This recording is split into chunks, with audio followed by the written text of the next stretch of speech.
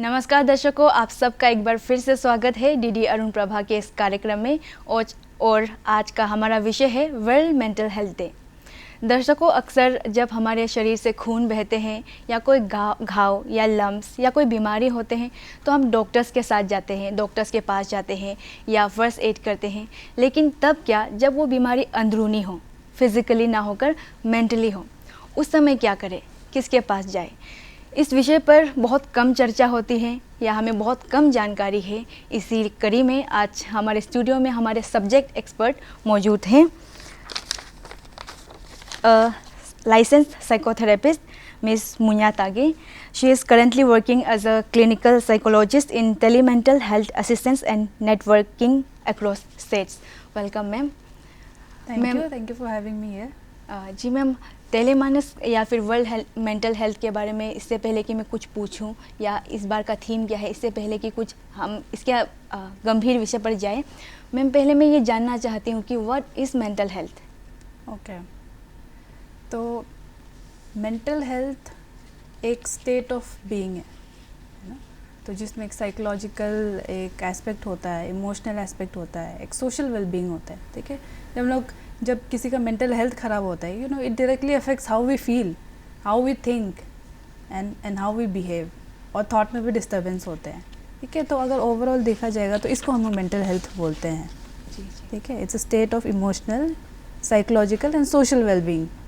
जी ma'am, world mental health day ये क्या है, क्यों इम्पोर्टेंट है और टेलीमानस जो है इस पर किस तरह से काम कर रहे हैं? Okay, so every year world mental health day हम लोग 10 अक्टूबर को मनाया जाता है, और हर साल का अलग अलग थीम होता है। And the theme for this year is it's time to prioritise mental health in the workplace. तो इसका ऑब्जेक्टिव क्या है? The main objective is to spread awareness about mental health issues. ठीक है, और मतलब मेंटल हेल्थ इलनेस को address करना एंड ऑब्वियसली स्टिग्मा रिड्यूस करना, है ना, और लोगों को सेंसिटाइज करना कि क्या है मेंटल हेल्थ इशू, है ना, क्या तरीका का अप्रोच होना चाहिए, कैसे डील करना चाहिए। ठीक है, अगर मतलब फैमिली में, in a family, in a work place, है ना, इन स्कूल वगैरह में कैसे डील करना चाहिए। ठीक है, तो मेंटल हेल्थ डे का यही एक ऑब्जेक्टिव है, main objective to spread awareness. Ma'am Telemanas इस पर किस तरह से काम कर रहे हैं? Okay, so when we talk about Telemanas का पहले हम फुल फॉर्म बता देगा। Tele mental health assistance and networking across states. तो ये क्या हुआ कि इसका ये अक्टूबर 2022 को लॉन्च हुआ था। तो ड्यूरिंग कोविड क्या था कि मेंटल हेल्थ केसेस बहुत ज़्यादा एक्सपोनेंशियली राइज हो गया था, है ना, तो सब लोग अवेल नहीं कर सक रहा था ये facilities, specially people from remote background. तो government of family and health ministry ने जाके अक्टूबर 2022 को टेलीमानस करके एक लॉन्च किया है ना। ये एक online mental health service platform है जो कि फ्री ऑफ कॉस्ट है, विच इज़ अवेलेबल 24/7। इसका टोल फ्री नंबर है 14416। ठीक है, तो टेलीमानस क्या कर रहे हैं बोलने से, it's providing mental health service which is free of cost. Also awareness programmes, कुछ इनिशिएटिव्स लिया है अवेयरनेस प्रोग्राम्स, जैसे कि स्कूल में हो गया, जैसे कि आज हम आए हैं यहाँ पे, कम्युनिटी लेवल में हो गया। ठीक है, और आपका जैसे कि दीपक नाबम से भी अभी वो जो लिविंग होम है उसके साथ भी कोलैबोरेशन हुआ है। तो likewise small few steps initiate कर रहा है टेलीमानस इन कोलैबोरेशन विद आपका हम लोग का जो मेंटल हेल्थ स्टेट हॉस्पिटल है मिडपू में। अच्छा। जी ma'am, as a practicing psychologist, clinical psychologist, ma'am Arunachal में किस तरह के केसेस ज़्यादा आपके यहाँ आते हैं? ठीक है, सो फार अगर अरुणाचल का बात करेगा, the most common cases I have seen is anxiety, panic हो गया, सब्सटेंस अब्यूज़ केस बहुत ही ज़्यादा है, किसी को स्लीप इश्यूज़ है, डिप्रेशन है, बट सबसे ज़्यादा प्रेवलेंस आपका एंग्जाइटी और पैनिक का ही है, एंड सब्सटेंस। मैम इस तरह के जो चीज़ों को डील करने के लिए किस तरह के टिप्स दिए जाते हैं?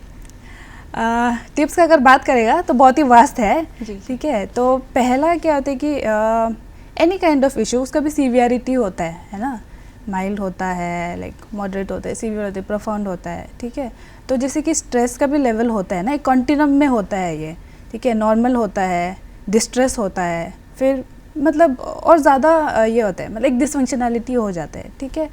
तो जब हम लोग डील करने का बात आता है ना, अगर किसी को सीवियर है तो पहला पॉइंट ऑफ कांटेक्ट हम लोग का रिकमेंडेशन यही होता है कि we refer them to a psychiatrist, ठीक है, ताकि मेडिसिन से थोड़ा सा स्टेबल हो जाएगा, है ना। एंड देन जब थोड़ा सा स्टेबल हो जाएगा तो क्या होता है कि पैरेलली एक साइकोथेरेपी चलना चाहिए, है ना, जो मेंटल हेल्थ प्रोफेशनल्स को होते हैं, काउंसलर्स होता है, क्लिनिकल साइकोलॉजिस्ट होता है, ठीक है। फ्यू टिप्स की अगर बात करेंगे, कॉमन टिप्स, सबसे पहले जब मेंटल हेल्थ ख़राब होता है तो it starts effecting on our physical health also, है ना। एंग्जाइटी में क्या होता है कि कॉमन सिम्टम्स का अगर बात करेगा, नॉट एबल टू रिलैक्स, ठीक है, तो सबसे फर्स्ट अप्रोच हम लोग का ये होता है कि थोड़ा सा रिलैक्सेशन हो गया, है ना, रिलैक्सेशन एक्सरसाइज हो गया, थोड़ा सा माइंडफुलनेस हो गया, थोड़ा फिजिकल एक्सरसाइज हो गया, ठीक है, स्लीप इशू हो गया, है ना। एंग्जाइटी में कभी कभी क्या होता है कि प्रॉपर स्लीप नहीं होने की वजह से भी एंग्जाइटी होता है, तो स्लीप को भी मेंटेन करना बहुत ज़रूरी है, ठीक है। तो ये फ्यू ऑफ द टिप्स है, छोटे मोटे टिप्स। हाँ, बाकी इन डेप्थ तो बहुत लंबा चलता है। हाँ। अच्छा जी मैम, आपने बात करते हुए ये बताया कि मेडिसिन से जो स्टेबिलिटी, मेंटल हेल्थ का स्टेबिलिटी लाने के लिए, मैम अक्सर हम लोगों के मतलब एज अ कॉमन मैन हम लोगों का दिमाग में ये रहता है कि मेडिसिन लेंगे तो आदत बढ़ जाएगी और आगे भी वैसे ही लेते रहना पड़ेगा और ये चलते ही रहेगा। तो क्या मेडिसिन लेना ठीक है या नहीं लेना चाहिए? क्या ये मतलब ये सच में स्टीरियोटाइप मतलब है कि मेडिसिन नहीं लेना चाहिए? हाँ, बहुत मतलब एक मिसकंसेप्शन है लोगों को, ठीक है, बट देन ये बहुत एक फॉल्स मिसकंसेप्शन है कि मेडिसिन लेने से ऐसा एडिक्शन हो जाएगा। ऐसा कुछ नहीं होता है। जैसे फीवर आता है जाता है ना, आपका मेंटल हेल्थ भी एक पॉइंट में ज़्यादा ख़राब होगा, फिर धीरे धीरे वो मतलब क्या होता है कि अगर बायोलॉजिकली फिजियोलॉजिकली देखिएगा तो केमिकल एक हार्मोनल इम्बैलेंस हो जाता है ना, तो एक बार स्टेबल हो जाएगा, एक बार द इंडिविजुअल स्टार्ट्स फीलिंग वो एक फंक्शनैलिटी में आ जाता है, तो ऑब्वियसली मेडिसिन का तो ज़रूरी होगा नहीं ना। अच्छा, हाँ। तो दर्शकों, हमने बात करते हुए जाना कि मतलब हम लोगों का जो दिमाग में ये रहता है कि मेडिसिन नहीं लेना चाहिए, लेकिन ये नहीं है। अगर आपका मेंटल हेल्थ बहुत ही ख़राब है तो हम ले सकते हैं, मतलब प्रेस्क्राइब्ड वे में हम ले सकते हैं। मैम ये ज़माना है इंटरनेट का, कंप्यूटर का। मैम क्या मेंटल हेल्थ सोशल मीडिया जो है मेंटल हेल्थ पर पॉजिटिवली अफेक्ट करता है, नेगेटिवली अफेक्ट करता है? और अगर करता है तो किस प्रकार करता है? देखिए, अगर हम जब सोशल मीडिया का बात करते हैं तो हर एक चीज़ का एक पॉजिटिव साइड होता है, एक नेगेटिव साइड होता है ना। कितना ज़्यादा, कितना इंटेंसिटी, कितना फ्रीक्वेंसी में हम लोग यूज़ कर रहा है वो भी मैटर करता है। अगर आप स्कूल स्किप कर रहा है, अगर आप वर्क स्किप कर रहा है, दिन भर फ़ोन में है, ऐसे लेथार्जिकली बैठा हुआ है, बस स्क्रॉल कर रहा है, ठीक है। और कंटेंट भी मैटर करता है ना, आप क्या तरीक़ा का कंटेंट देख रहे हैं, कंज्यूम कर रहा है। कोई एग्रेशन वाला है, कोई वायलेंस वाला है, ठीक है। बच्चे लोग क्या होते हैं कि यूजुअली ऐसे से ही सीखता है, एग्रेशन, एग्रेसिव वाला अगर गेम है, ठीक है। बट देन अगर पॉजिटिव साइड का अगर बात करेगा तो देयर आर थोड़ा information, good information that we can get from social media, ठीक है। तो हाँ, एडिक्शन अभी एक हमारा नया एक डिसऑर्डर में भी आया है, इंटरनेट एडिक्शन का, ठीक है। तो उसी में भी मतलब डिपेंड करता है आप कितना ज़्यादा यूज़ कर रहे हो और इसकी वजह से आपको क्या क्या लाइक इश्यूज़ आप फेस कर रहे हैं, ठीक है। तो डेफिनेटली मैंने ये मतलब मेरा ये कॉल नहीं होगा कि ख़राब है, अच्छा है, बट देन अच्छा ख़राब दोनों है ना। अच्छा। तो हमको यूटिलाइज़ कैसे करना है, उसको कितना टाइम स्पेंड करना है, वो उसका साथ थोड़ा हमको थोड़ा क्लेवर होना है। अच्छा, वो यूज़र के ऊपर में हाँ। है। अच्छा मैम, एक प्रोग्राम में मैंने ये सुना था कि, और यूट्यूब में भी अक्सर मैंने देखा था कि यूट्यूब जो शॉर्ट्स है या फिर इंस्टाग्राम रील है वो देखना मतलब माइंड के लिए बहुत हानिकारक है। मतलब छोटा छोटा वीडियो, उससे कुछ सीखते भी नहीं है और मतलब वो एक वो होता है जो डोपामाइन रिलीज जिसे हम लोगों ने इंटरनेट की भाषा में ही सीखा है कि इस तरह से होता है और एक लूप बनता है, हम देखते चले जाते हैं यूट्यूब शॉर्ट्स। तो एक जगह मैंने देखा था कि ये मतलब यूट्यूब शॉर्ट्स या ये रील है जो वो सबसे मतलब हानिकारक है मेंटल के लिए, माइंड के लिए। तो क्या मैम ये सच है? देखिए, रील्स स्पेसिफिकली जो शॉर्ट्स है इसके बारे में मुझे पता नहीं है, बट देन जैसे मैंने अभी बोला कंटेंट मैटर करता है ना, ठीक है। आप क्या तरीका का कंटेंट कंज्यूम कर रहे हैं, बीट वो रील के फॉर्म में हो कैसे भी हो, ठीक है, कंटेंट मैटर करता है। अच्छा। हाँ। जो कंटेंट मैटर करता है। हाँ। अच्छा मैम, कंटेंट एंड टाइम, आप कितना टाइम बिता रहे हो उसके साथ। हाँ। ओके मैम, टेलीमानस में जैसे ऑनलाइन सर्विस देते हैं, तो इस तरह के जब सर्विसेज देते हैं, ऑनलाइन सर्विसेज देते हैं, तो किस तरह का प्रॉब्लम ज़्यादा फेस करने को मिलता है कि मतलब ये दिक्कतें हो रही है, चैलेंजेस है, इस तरह का क्या चैलेंजेस है? ठीक है, तो ऑनलाइन फैसिलिटी का जो है, ऑनलाइन सर्विस का उसका अपना ही चैलेंज होता है। जैसे कि कभी कभार बारिश आ गया, इंटरनेट इशू हो गया, ठीक है, लैंग्वेज बैरियर हो गया, कोई हमारे यहाँ पे लाइक काफ़ी ट्राइब्स से है, फॉर इंस्टेंस कोई नीशी हो गया, ठीक है, तो उसको बस लोकल लैंग्वेज आता है, बट देन फिर लाइक काउंसलर ऑन ड्यूटी अगर किसी को नीशी नहीं आते तो फिर एक बड़ा चैलेंज हो जाएगा, ठीक है। और एक उनका एक कॉन्फिडेंशियलिटी का भी एक होता है, एक बड़ा चैलेंज है। तो काफ़ी बार क्लाइंट्स को ये डर रहता है कि कॉन्फिडेंशियलिटी ब्रीच कर देगा, ठीक है, बट उन लोगों को मेक श्योर कराना होता है कि नहीं, this is something which is very important, जिसको हम लाइक मेंटेन करते हैं, क्योंकि उसी के ऊपर वो एक ट्रस्ट बिल्ड होता है ना, उसी के ऊपर एक थेरेपी आगे चलता है, ठीक है। तो ये कुछ चैलेंजेस है, कनेक्टिविटी के चैलेंजेस है, लैंग्वेज बैरियर है ना। और अगर जैसे कि कोई जगह में वहाँ पे लाइक इंटरनेट इशू होगा, हमारे साइड तो ठीक है लेकिन उनके साइड फिर ख़राब होगा, ठीक है। लाइकवाइज ऑल दिस चैलेंजेस है मतलब ऑनलाइन सर्विस में। अच्छा, एक्सपीरियंस जो है सीखने का सबसे बहुत प्रबल तरीका होता है, एक्सपीरियंस से हम सीखते हैं।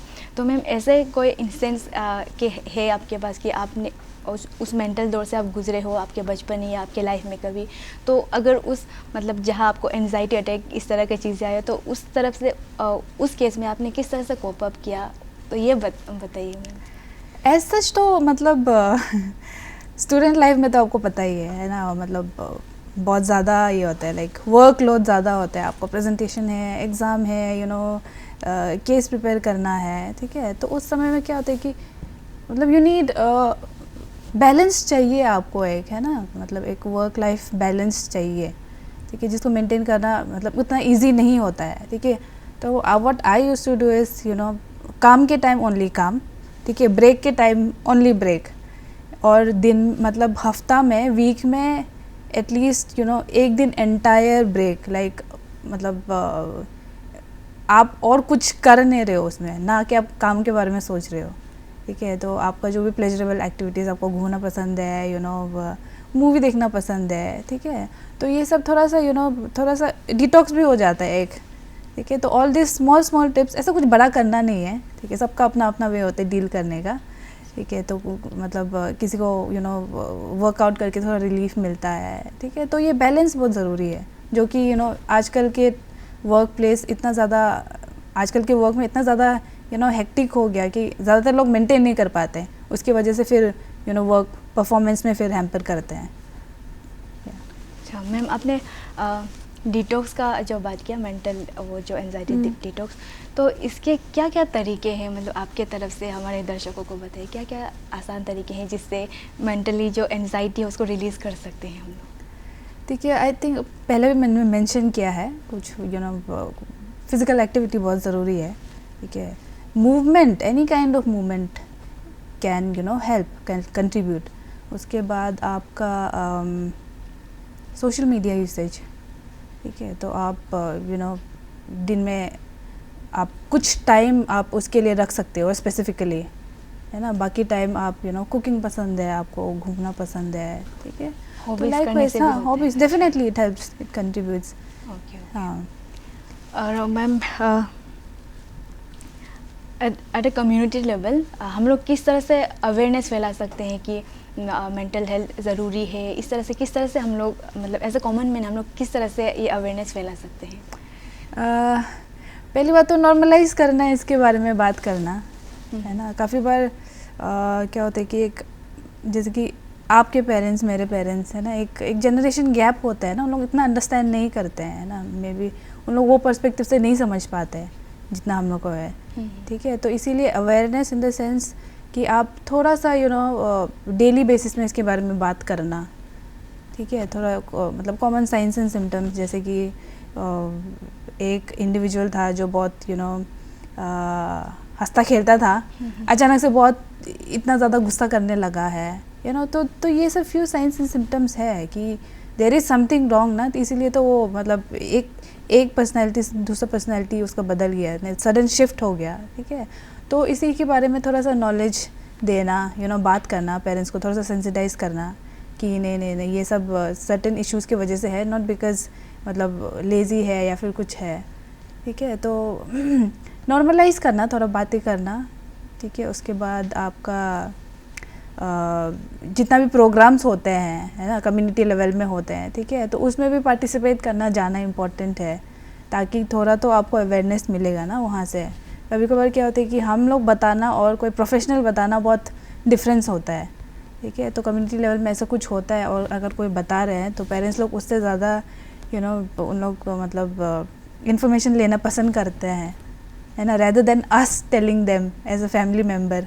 जी जी जी। हाँ मैम, अर्ली 20s में या फिर टीनेजर्स का जो समय होता है वो बिल्कुल समझ में नहीं आते, वो गुस्सा है, वो क्या है, बिल्कुल वैसे वाला सिचुएशन होता है। तो मैम मतलब हैंडल ही नहीं कर पाते, वो पूरा मतलब एक कैटास्ट्रोफ की एवलांच हो गया, इस तरह से होता है कि मतलब बिल्कुल आके गिर गया है।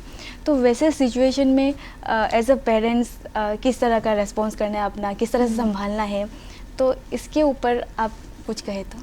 ठीक है। तो वो पीरियड ऑफ टाइम क्या होता है कि आप जैसे बोला 20s, यू नो, टीनेज एक ट्रांजिशन का पीरियड होता है, ठीक है। ट्रांजिशन इन द सेंस कि आप यू नो बायोलॉजिकली भी आपका चेंजेस हो रहा है, यू नो, हार्मोनल भी शिफ्ट हो रहा है, हार्मोन्स सॉरी। तो इसमें क्या होता है कि काफ़ी बिहेवियर चेंज भी आता है ना, आपका पर्सनालिटी में भी थोड़ा थोड़ा चेंज आने लगता है, ठीक है। तो एज अ पेरेंट क्या करना है कि थोड़ा सा अगेन मतलब स्कूल में हम लोगों को सेंसिटाइज करना बहुत ज़रूरी है ये सब चीज़ के बारे में, ना, घर पे भी बातें करना, मतलब जैसे कि कोई अगर आप कोई प्रोफेशनल के साथ गया है सेम इशू को लेके, ठीक है, तो जैसे कि अगर आप कोई काउंसलर के साथ गया है ना, तो ये चीज़ को आपको मतलब हमें एक्सप्लेन करना है कि certain cheese is not because कि वो मतलब ज़िद कर रहा है या फिर है, मतलब ये आपका बायोलॉजिकल रीज़न भी हो सकता है and there could be some other you know stressor also, ठीक है, कोई कंट्रीब्यूटिंग फैक्टर। तो एज अ पेरेंट आप क्या कर सकते हैं कि be a more little you know bit empathetic, ठीक है, rather than you know discard कर देना, डिसमिस कर देना कि मतलब क्यों इतना ज़िद कर रहा है, यू नो लेज़ी है, समथिंग लाइक दैट। तो क्या होता है कि उन लोग they stop approaching their parents, और कोई लोग क्या होते हैं कि एकदम आइसोलेट हो जाते हैं उसका वजह से, या फिर उन लोग एकदम रिबेलियस उल्टा चीज़ करने लगता है ना। तो that's also way of attention seeking, attention grab करना। तो इसलिए थोड़ा सा एम्पैथेटिक होना है, ठीक है, ट्राई टू यू नो थोड़ा सा हम लोग उन लोगों का पर्सपेक्टिव से भी थोड़ा समझ सकना है कि बच्चा एक्चुअली किस चीज़ के थ्रू से डील कर रहा है जिसके वजह से वो ऐसे बिहेव कर रहे है ना। कभी कभार यू नो पढ़ाई में भी इशू होता है, ठीक है, नॉट बिकॉज उन लोगों को पढ़ने मन नहीं है, मे भी शायद से जो टेक्निक यू नो स्कूल दे रहा है, इम्प्लीमेंट कर रहे हैं, मे भी शायद से वो उतना बच्चा के लिए वो नहीं है, मतलब बच्चा के लिए उतना इफ़ेक्टिव नहीं है, ठीक है। तो ये सब चीज़ का ध्यान रखते हुए मतलब एम्पैथेटिक होना है, ठीक है, नॉन जजमेंटल स्टैंस में थोड़ा सा यू नो उन लोगों को देख सकना चाहिए बच्चा लोगों को, ठीक है, थोड़ा सा अंडरस्टैंड कर उन लोग बच्चे लोगों को क्या चाहिए होता है, बस you know they need someone who listen to them, who understand them, ठीक है। कभी कभार ऐसे होने से बहुत यू नो थोड़ा सा एक रिलीफ मिल जाता है बच्चा लोगों को भी कोई सुनने से। मेंटल एंजाइटी डिटॉक्स का जब भी बात होता है, मेडिटेशन का हमेशा बात होता है। मैं मेडिटेशन ऐसा कॉमन में हम लोगों के लिए इतना एब्स्ट्रैक्ट चीज़ है, हमको समझ ही नहीं आता मेडिटेशन कैसे करना है। आँख बंद करना है, किसी से कोई बोलते हैं आँख बंद करना है, कोई कहते हैं आँख खुलना है, कोई कहते हैं कि दिमाग में एक चीज़ रखना है, कोई कहते हैं कि नहीं फ्लो जाने दो। तो मैम ये मेडिटेशन आखिर क्या है? ठीक है, जब लोग मेडिटेशन का बात करता है ना, मेडिटेशन माइंडफुलनेस मतलब बीइंग माइंडफुल, जैसे कि अभी हम दोनों कॉन्वर्सेशन कर रहे हैं ना, आई एम बीइंग माइंडफुल कि आप हमको क्या पूछ रहे हैं, हमको क्या जवाब देना है, ठीक है, that means being in the moment, present moment, है ना। एक चीज़ एक टाइम पे ही करना है। क्या होता है कि हम लोग मल्टीपल चीज़ चल रहा होता है, घर जाके खाना भी बनाना है ना, वहाँ भी जाना है, यहाँ भी करना है, ठीक है, we are not being mindful. और माइंडफुल नहीं मतलब रहने के चक्कर में हम लोग बहुत सारा चीज़ गलती भी कर देते हैं, ठीक है, जितना अच्छे से चीज़ को कर सकता था उतना नहीं कर पाते हैं, ठीक है। तो मेडिटेशन माइंडफुलनेस कैसे हेल्प करते हैं बोलने से, आप जैसे बोले कि it helps us being in the present moment, ठीक है। तो ऐसे नहीं है कि आपको बस एक ही चीज़ में फोकस करना है, फोकस ब्रेथ में होना चाहिए, आपका रिदम में होना चाहिए, ठीक है। तो थॉट्स तो है, मतलब आपका जो माइंड है वो तो सोचेगा, ये बिना सोचे कैसा काम करेगा, है ना। तो मल्टीपल थॉट्स जो आ रहे हैं आने भी दो, जाने भी दो, जस्ट नोटिस, है ना, उसको नोटिस करो, ऑब्जर्व करो एंड लेट इट गो, ठीक है, while simultaneously focusing on your breath, ठीक है। तो माइंडफुलनेस यही है। अगर आपसे, हाँ मतलब अगर हम लोग जो कभी मेडिटेशन करके देखा नहीं है, फॉर एग्जांपल हम मेरा एक्सपीरियंस बता रहे हैं, हम भी अभी एक प्रोग्राम में गया था